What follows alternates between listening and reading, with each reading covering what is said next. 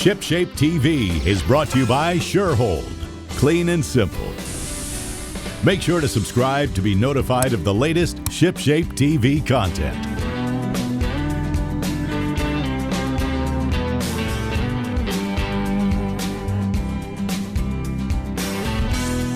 What everybody's looking at is a very unique, very structurally sound stringer system in a brand new boat. This is actually a KenCraft, and good deal, you made it. Hi, I'm John Greviskis. It's awesome to have you back around boat construction. And today on the program, we're going to be researching how one boat builder is constructing their stringers in order to possibly glean some information on rebuilding Brian Farrell's stringers on his 20-foot Seacraft from 1972. Now, we're going to be taking a look at different fiberglasses today on the program. We're also going to be reviewing a brand new 2020 bay boat, okay, out on the Outer Banks. And then we're going to show you how KenCraft is uniquely putting in their aluminum fuel tanks so that they can be maintained and they won't corrode. But before we can get into any of this stuff, shoot, you know the drill by now. You see, we need to work out a little trade-off. We've got to get all of you to spend the next 30 minutes with us, as we're here with the boat builders. And then in exchange, we're going to be letting you in on a whole lot more ways to make your boat shipshape. This episode of ShipShape TV is brought to you by Shurhold Industries, helping you keep your boat clean and simple. Welcome back. You're watching ShipShape TV, boat improvement made easy.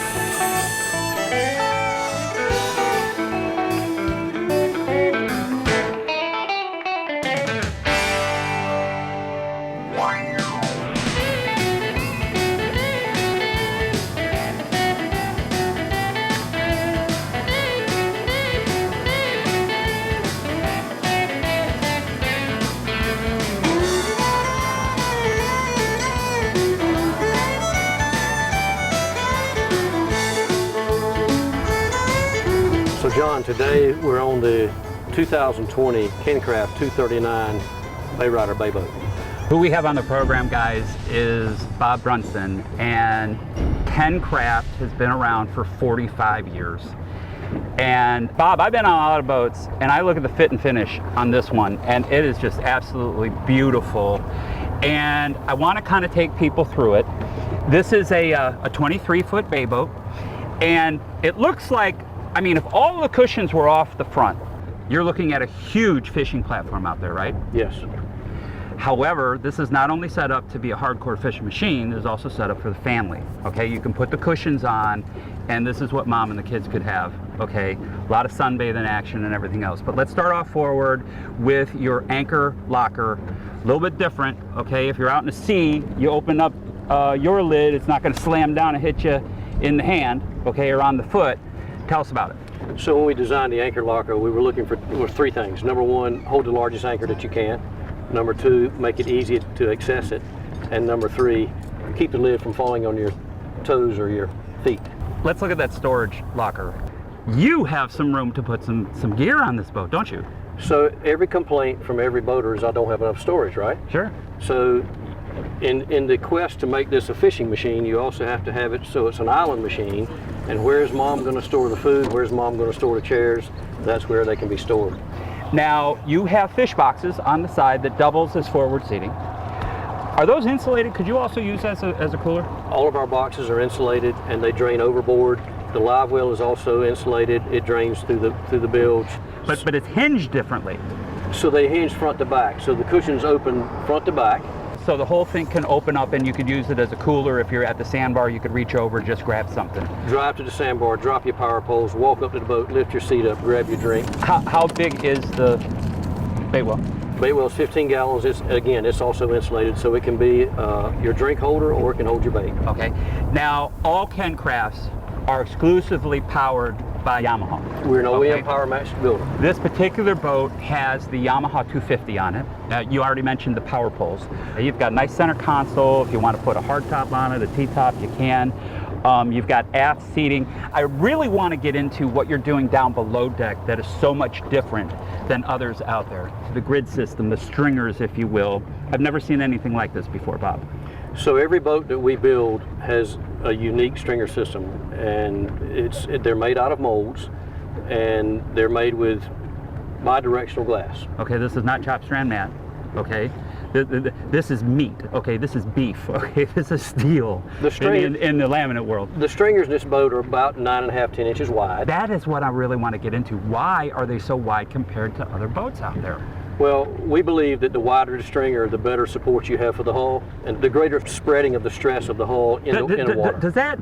Does that reduce the amount of crazing or cracking or spider cracks that you can get if you have a wider stringer to spread out that load? When you glass those bulkheads, those big stringers, it just ties the boat in so tight. So the boat is it doesn't have much flex, and when you have flex, you have cracking. I want to talk about your through-hull fittings down below deck. I want to talk about your ball valves. Okay, it's not stainless steel. What are you using? So we want to use the best hardware available on every boat standard, not an option. We use Acon pull-up and pop-up hardware exclusive. We use all bronze hardware below the waterline. How much more expensive is bronze than stainless steel? It usually runs 2 to 3 times what stainless costs. And so most of your manufacturers, to save money, they'll put stainless below the waterline, but that's not what we do. Now, a lot of people, especially in Florida, okay, they really gravitate towards a Carolina built boat, okay? How does your boat knock down the waves to where it's such a dry boat? So you've got a 52-degree forward entry on this hull with a big Carolina flare. You've got a 15-degree dead rise, but we add a spray rail down the side of our boats. It also adds structural rigidity to the hull. Nice thing about it, it helps knock that spray down so you're dry inside your boat. Okay, tell us about the fiberglass and the laminate schedule that you're doing, because I'm telling you, you are doing things right. This boat is all hand laid with bi-directional 1708 and tri-directional glass. All of the compartments are foamed before the boat is put together, and the boat is basically put together as one solid piece. Okay, now if you use chopped strand mat, okay, that's not nearly as strong as a biaxial glass. You're also using triaxial glass in the hull. Your fuel tank is completely different than anybody else's that I've seen, okay? A lot of boat builders will drop in the fuel tank and they'll foam them in. Now, you're using a little bit of foam, but it's open to people for what? Well, the fuel tank, the most important part of the boat, the hardest to reach. If you have to replace a fuel tank, everybody's floor pretty much has to be cut. You have any idea how many times I've done that? So to avoid that, what we do is we mechanically fasten the fuel tank at 4 different points with 2 stainless steel lags per point. Right. We block foam only the 4 corners of the tank. So that helps lock it in. But you can go into my boats, raise your 11 by 15 hatch off the floor, take a garden hose and wash your tank off. It drains into the bilge. Okay, and that's literally going to give you so much longer life on an aluminum fuel tank than others out there. I mean, and it makes sense. You rinse down your motor, you flush your engines in salt water, you rinse down your trailer, you know, that gets spray on, gets salt on it, and that's if it's held into place and it doesn't have anywhere to drain, it could corrode. Absolutely. Okay. It absolutely will. Where are you priced in the marketplace? Again, the fit and finish on this boat is unbelievable. The quality of your construction, the quality of your hardware. I mean, even the cleats, they're Acon cleats. These are, I mean, this is the best stuff you can get. It is. Where are you at in the market? If you look at an average where our competitors are, we're probably somewhere in the range of 20 to 25% cheaper for what you actually get. Now a lot of guys, there's a lot of shallow water in the Keys. Okay, there's Biscayne Bay, there's Gulf of Mexico. What's the draft on this boat? The draft on this boat is 12 inches. Okay, and how big is that fuel tank? The fuel tank is 70 gallons. Okay, and with that Yamaha, how many miles per gallon do you think you're going to get? This boat can be powered very easily with a 200, and you're 3.5, 4 miles to the gallon. Oh my gosh, that's huge range. You got a great range. Okay, where can people at home get more information on the new 2020 KenCraft 239 Bay Rider? www.KenCraftBoats.com. We're on Instagram and we're on Facebook. Check us out. ShipShape TV will be right back. Wait, don't skip ahead. We've got a free gift for you. Hi, I'm Barry Berhoff, president of Shurhold Industries, and we've been the leader in boat care for over half a century. And today, we want to share our free gift with you, Shurhold's Essential Boat Care Guide and Checklist. By clicking this link above, you'll discover comprehensive tips from engine maintenance to effortless washing, ensuring your boat stays ship shape. So don't miss out. Download your free Shurhold Maintenance Guide now so we can help you keep your boat clean and simple. Welcome back. You're dialed in to ShipShape TV, boat improvement that's easy to comprehend.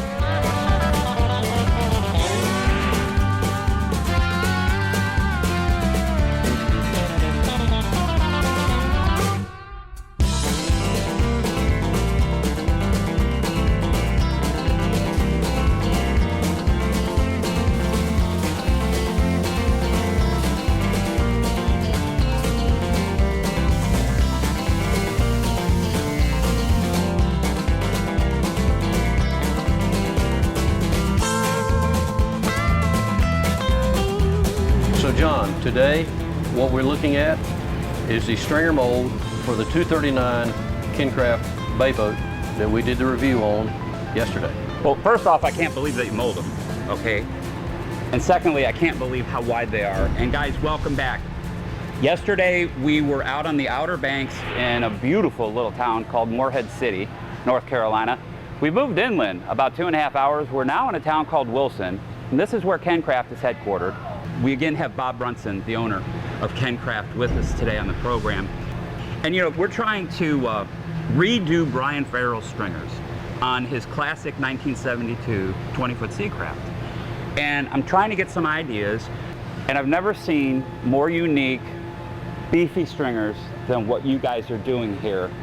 And I wanted to kind of share with the audience, and I want to learn it as well, at least some of the aspects of how you build them.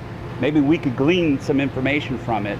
And I know some is proprietary. That's right. But like a traditional mold for a boat hull, would you wax that stringer? So what we will do, the process, we will wax the stringer mold, then we lay dry bi-directional glass into the stringer mold. Dry glass? Dry glass. Okay. And the reason we do that is we will cap the mold and we inject Coast Guard approved closed cell polyurethane foam to form the shape of the stringer. Okay, now wait a minute. Back in the day, like whalers, very known, older whalers, they would absorb water, and water weighs like 8 pounds per gallon.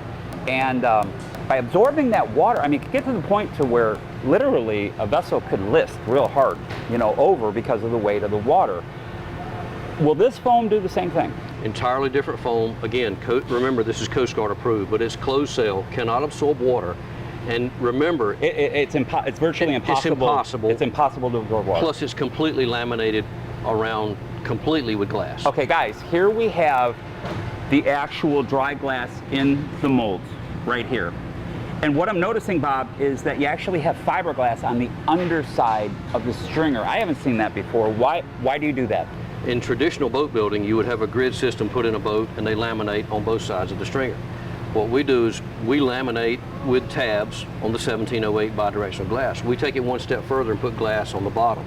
So when that stringer's dropped into mold, it's glass to glass on the bottom and tabbed in on the sides. Okay, but it's special glass, guys. And what type of glass are you using? 1708 bidirectional glass. Okay, I want to give a little educational seminar, if we would, on glasses and how different boat builders will use different fiberglass to encapsulate their stringers. I want to talk about some chop strand mat, and could you hand me that example? So here's your 1.5 ounce mat. Okay, and some guys on their stringer, they'll cover them with chop strand mat, and they try to encapsulate the stringer. They try to encapsulate. But here's the problem. This is cosmetic in nature. Doesn't have a lot of strength to it. I could literally take my finger and poke it through this fiberglass, okay? This is kind of for covering the print pattern of the weave of other fiberglasses, okay? Show me now woven roving, because a lot of boat builders will use this, and especially back in the day, they would use this for building thickness quickly, okay? Woven roving fiberglass. And again, I can literally punch my finger right through it. Not a whole lot of strength. You're using biaxial fiberglass, which this is an example right here. This is 1708, knitted biaxial, and if I can put all the pressure I want on that, I'm not gonna be able to punch through this fiberglass. Show me tri-directional glass. It's even tougher. This is even stronger, and this is what you're using in your boat construction. The glass is going in 3 different directions. This is probably the strongest fiberglass you can get. One step above this, guys, is carbon fiber. Probably the next step up would be Superman, okay? I'm telling you, I would agree. This is very, very strong material, and this is what you're using in the stringer. So you've got the dry stringers, they go into the boat, and they get wetted out, and they get tabbed in, all right? And this is what the grid system looks like. Bob, you were telling me that the stringer system on a boat, okay, is the most important feature of the boat. And I've never seen stringers as wide and as beefy. Again, why are the stringers so wide in all of the KenCrafts? I know that you make an entire line of skiffs, the flat bottom boats, you make an entire line of center consoles, you make an entire line of bay boats, like the one we were in yesterday. Right. Okay? Why are they so wide again? Along with the fact that we believe a stringer that has glass-to-glass contact on the bottom is stronger, we also believe a wider stringer will spread the stress on the hull over a water platform. Okay, so it's kind of like I-beams in a high-rise, you know, very big, very wide, very strong. Okay, this is what you're putting, and this is the backbone of the boat. So probably the most important feature of any boat that you might think about purchasing down the line. Guys, what we need to do real quick is take another time out. When we come back, we're going to be hearing from Barry Berhoff over at Shurhold Industries, and then we're going to see how KenCraft is putting in their aluminum fuel tanks, and hopefully we can kind of copy that on Brian Farrell's Seacraft. We'll cover it right after this. Why wax when you can pro polish? This premium protective wax from Shurhold can be used on virtually any non-porous surface, such as cars, boats, RVs, home equipment, and more. Pro Polish is scientifically formulated to repel water, provide a deep, high-gloss shine, and protect surfaces from the effects of UV rays, salt water, and other harsh environmental elements. Unlike traditional waxes, Pro Polish contains no talc or fillers, which means easy wipe-on, wipe-off performance that doesn't clog up microfiber towels. Enjoy a new way to protect with Shurhold's Pro Polish. Shurhold, clean and simple. Welcome back. You're tuned into ShipShape TV, America's favorite boat improvement show. You know, John, what I want to talk to you today about is washing the boat, and more specifically drying it so we don't get those horrible water spots. Absolutely. Who we again have on the program is Barry Berhoff. Barry is the president of Shurhold Industries. And Barry, a lot of boat owners, especially if they have smaller boats, will use paper towels to dry it. And you know, they don't want the spots, they don't want the streaks and everything else. What's the downside of that? Well, you're going to go through tons of these. They're not reusable, and it will break the bank to dry any type or size of boat. It's like 20 bucks a case. 20 bucks a case, without a doubt. A lot of guys will try and use beach towels or microfiber towels. The problem is once they're loaded up with water, you got to dry them, you got to wash them, and then you're talking about expense of the laundry. From there, one of the things that the mega yachts have been using is our water sprite mop. Now this is fabulous because this material is made overseas for us and they absolutely love it. It absorbs a ton of water, but it goes on the handle. And a lot of people have been asking us, you know, could you make this in a towel to make our job easier on the smaller vessels? Now this isn't a traditional animal skin chamois, correct? Correct. This is a synthetic chamois. Correct. This is a synthetic material. Now we've had a synthetic chamois before and we still do. This is our PVA towel over here.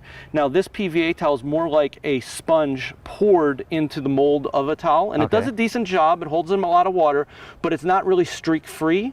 Okay. Okay. So what we did is we worked with the developers of this material, and this is what we call water sprite. It is a same base material. It's a PVA, but it's woven like a fabric is. And because of that, it is lint free, it is streak free, it holds a ton of water. This one's 5 square feet. That's fantastic. And it's never going to mold or mildew on you. It's going to last forever. How much water will it hold? That's going to hold over 2 cups of water. And you know, we could show you a demo right here. We'll pour the water in.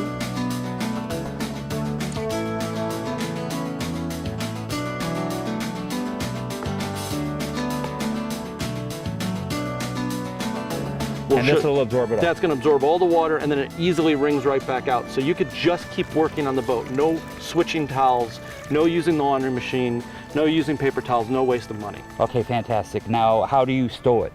Okay, so the bag that it comes in, you rip the top off, and you can see in the one that we opened here already that there is a zip lock built inside the bag. Oh, so you can keep, because you want to use these things damp. Correct. Okay, so you can keep it damp.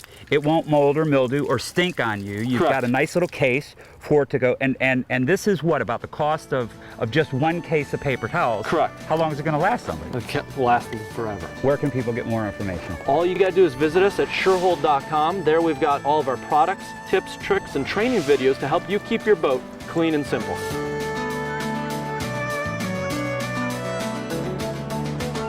That's right, in my world it takes an entire village to raise a boat.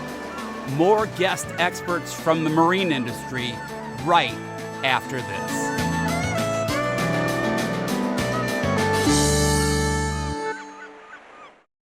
So here are the unique, very beefy, structurally strong grid system. This is a stringer system to a KenCraft boat.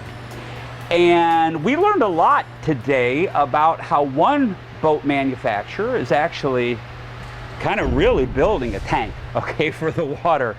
And we again have Bob Brunson with us, and we spent a whole lot of time this go around in North Carolina. And Bob, you were mentioning out on the water in the brand new 239 that you do a different way of installing an aluminum fuel tank. How is it different, and how do you do it? So we will install the tank mechanically into the stringers with 3-inch stainless steel lag bolts at 4 attachment points.